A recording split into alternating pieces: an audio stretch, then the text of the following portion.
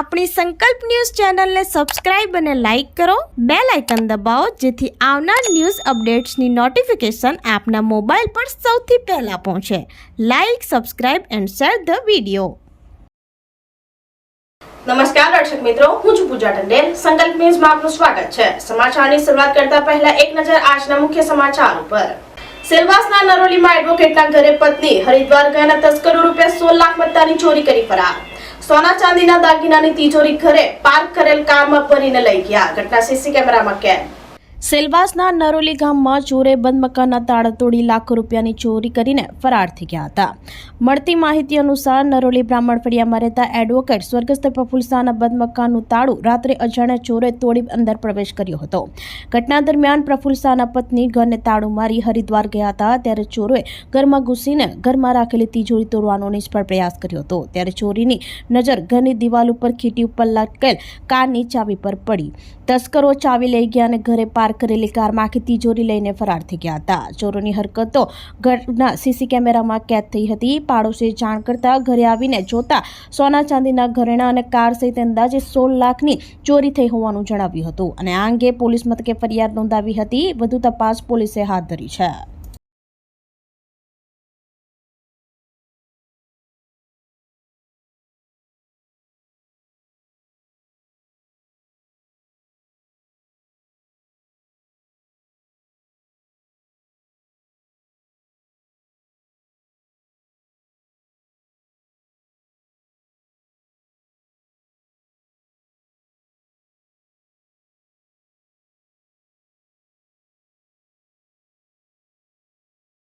ये प्रफुल्ल भाई शाह है एडवोकेट. एक महीने पहले उनका देहांत हुआ था और मेरी मम्मी है वो भी एडवोकेट है और वो हरिद्वार अभी गए हुए थे.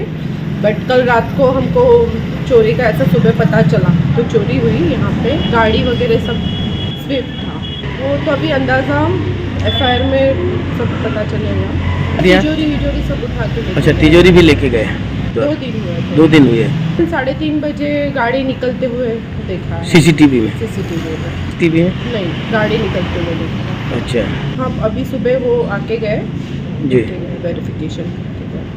વલસાડ વાકલમાં મહિલાનું સોનાનું મંગળસૂત્ર વીંટી ચોરીને ફરાર થયેલા 2 ઇસમ ઝડપાયા. વાંસદા ફાર્મામાંથી ફ્રીમાં માલિશ કરવા આવ્યા હોવાનું જણાવી તરકીબ અજમાવી ગયા હતા.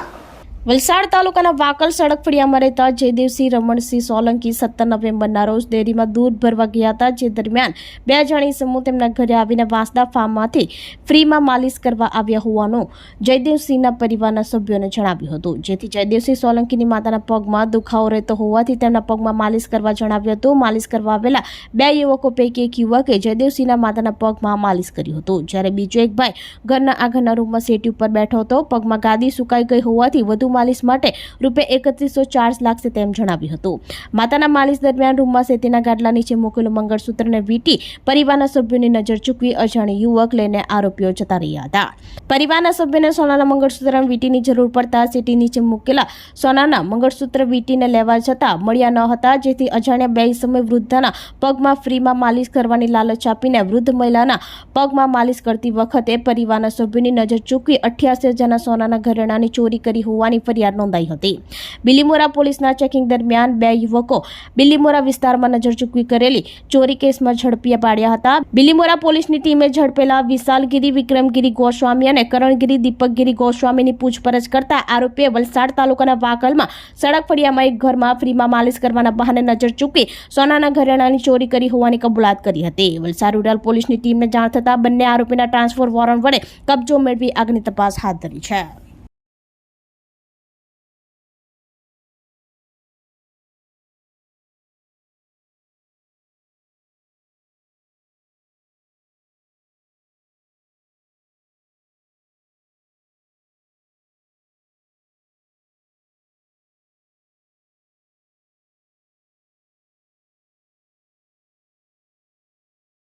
નાનાપોંડાથી કપરાડા તરફ જતો હાઈવે પર પડેલ ખાડા સ્થાનિકોએ જાતે પૂર્યા. ખાડાઓને કારણે કેટલાય વાહન ચાલકો પટકાયા છતાંય રિપેરિંગ ન કરતા હાઈવે ઓથોરિટીની બેદરકારી સામે લોકોએ આક્રોશ વ્યક્ત કર્યો.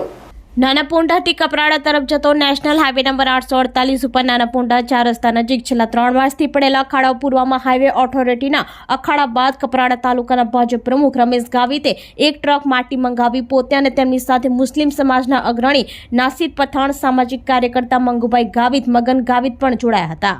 ભાજપ તાલુકા પ્રમુખ રમેશ ગાવિતે હાઈવે ઓથોરિટી પ્રત્યે આક્રોશ વ્યક્ત કરી જણાવ્યું હતું કે અહીં પડેલા ખાડાઓને કારણે કેટલાય વાહન ચાલકો પટકાયા છે. ઘણા વાહનોને નુકસાન પણ હોય. આ બાબતે વારંવાર રજૂઆત કરી હોવા છતાંય ખાડા પૂરવામાં ન આવતા હાઈવે ઓથોરિટીના એક અધિકારીને ટેલિફોનિક જાણ કરી ખાડા અંગે જાણ કરી હતી. તેમ છતાં કોઈ કાર્યવાહી ન થતા જાતે જ ખાડા પૂરવા પડ્યા છે.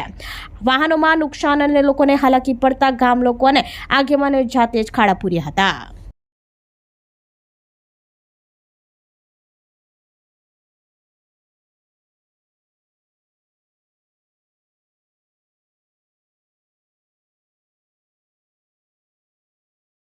વલસાડ ધરમપુર ગાડેરિયા રોડ ઉપર સિમેન્ટ ભરી જતો ટેમ્પો ધડાકાભેર ઝાડમાં ભટકાતા ચાલક અને ક્લીનર કેબિનમાં ફસાયા.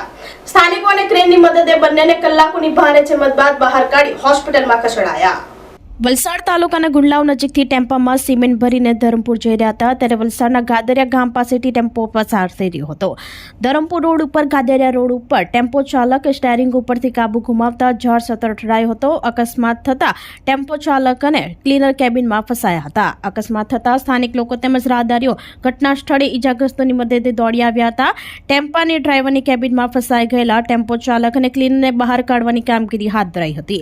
ઘટનાની જાણ 108 એમ્બ્યુલન્સ અને વલસાડ રૂરલ પોલીસને થતા તેઓ તાત્કાલિક ઘટના સ્થળે દોડી આવ્યા હતા અને અકસ્માતમાં કેબિનમાં ફસાઈ ગયેલા ટેમ્પો ચાલક અને ક્લીનરને બહાર કાઢવા માટે ક્રેનની મદદ લેવા પડી હતી. જોકે કલાકોની ભારે જહેમત બાદ બંનેને બહાર કાઢવામાં આવ્યા હતા.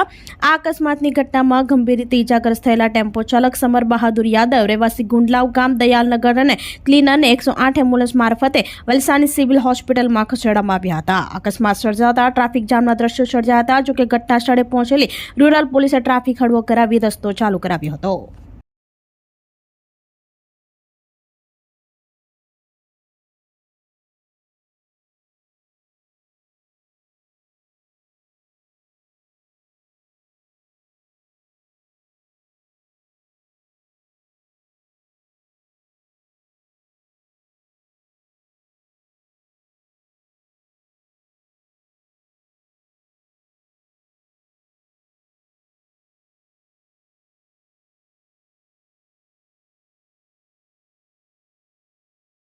પારડીના ટુકવાડ એક રેસિડેન્સી સાઇટ ઉપર અસલભાઈ પર સાપને જીવદયા પ્રેમીએ બચાવ્યો. પારડીના ટુકવાડા ગામે એક રેસિડેન્સીની સાઇટ ઉપર સાપ આવી ચડ્યો હતો, જેની જાણ જીવદયા પ્રેમી ભાવનાબેન પટેલને કરતા સ્થળ ઉપર આવી પહોંચ્યા હતા અને જ્યાં જોતા આ સાપ ઝેરી રસલભાઈ પર હોવાનું જાણવા મળ્યું હતું. ત્યારે રસલભાઈ પર સાપને સહી સલામત રીતે પકડી રેસ્ક્યુ કરતા રાહતનો શ્વાસ લીધો હતો અને આ અંગે વન વિભાગને જાણ કરી જંગલમાં મુક્ત કરવાની તજવીજ હાથ ધરી હતી.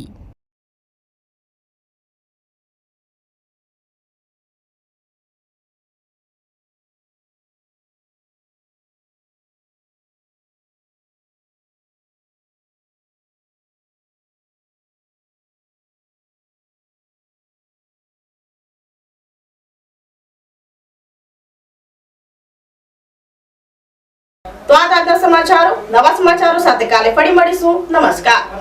આપણી સંકલ્પ ન્યૂઝ ચેનલને સબસ્ક્રાઇબ અને લાઇક કરો. બેલ આઇકન દબાવો જેથી આવનાર ન્યૂઝ અપડેટ્સની નોટિફિકેશન આપના મોબાઈલ પર સૌથી પહેલા પહોંચે.